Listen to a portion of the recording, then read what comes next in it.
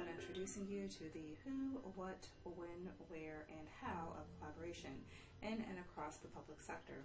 The rest of this course will address these aspects in more detail, but it's useful to have a starting point that clues you into the detail you'll be getting into.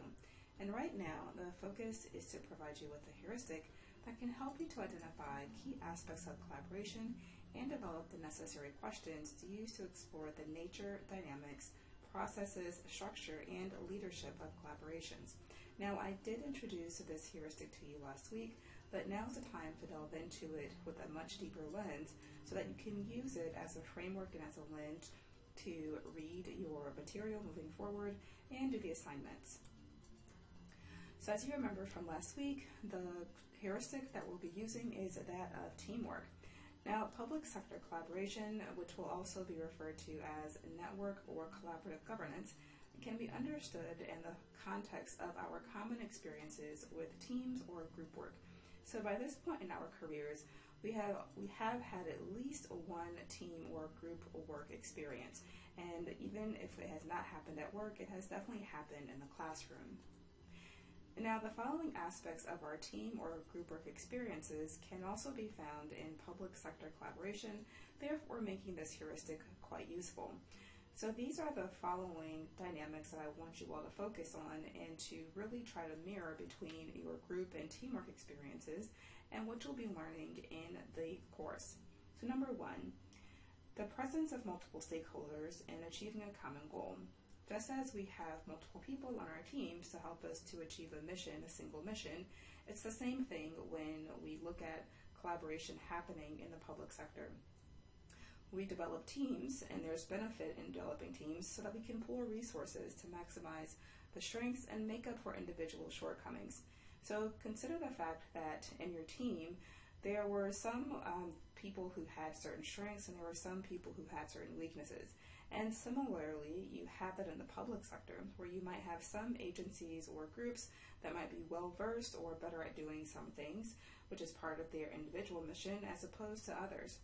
And so coming together means that you can, again, maximize the strengths of groups, maximize the collective strengths of collaborations, and then minimize or make up for individual shortcomings of the individual agencies or nonprofits or organizations in that collaboration.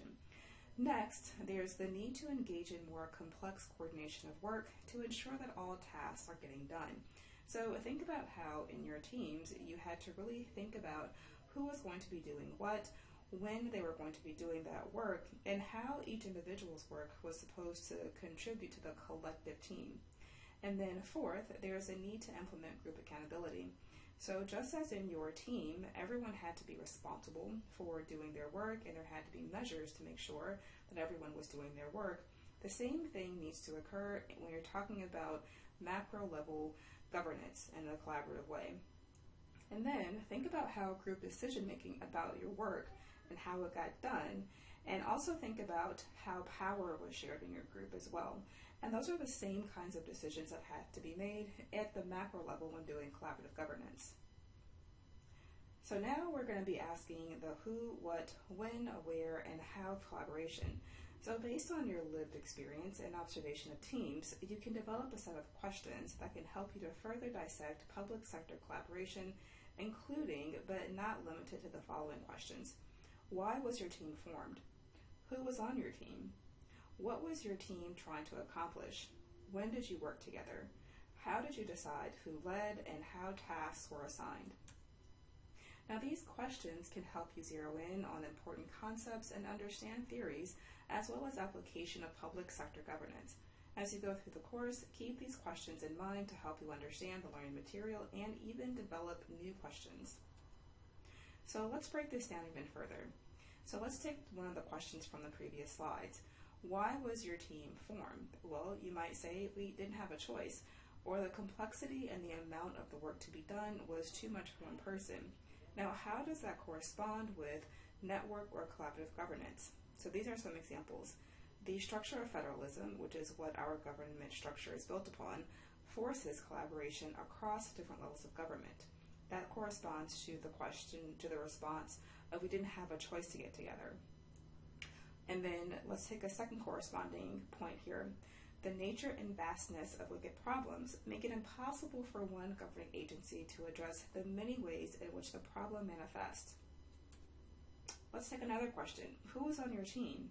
You might say something like, well, each person had a specialty or a skill set that was crucial to executing a goal.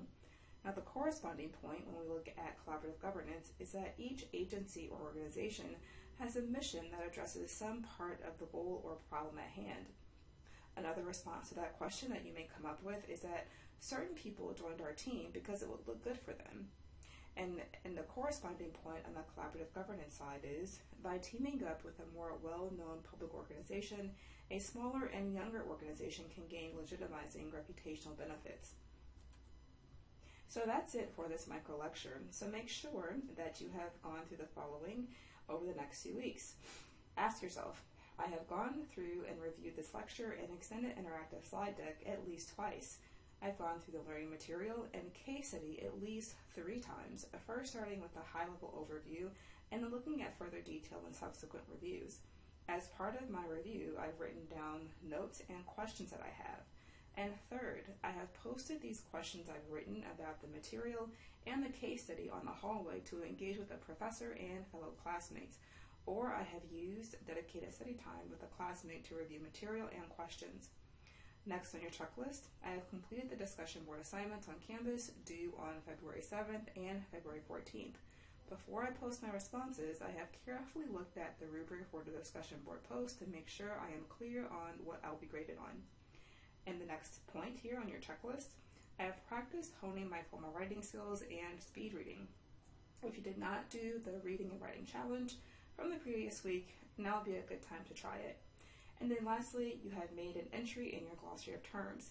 So even though the glossary of terms will not be due until the end of the semester, it is best that you put them in your terminology, put the terminology into your database or in your list as you go along in the course. Do not wait to cram to put your entries together.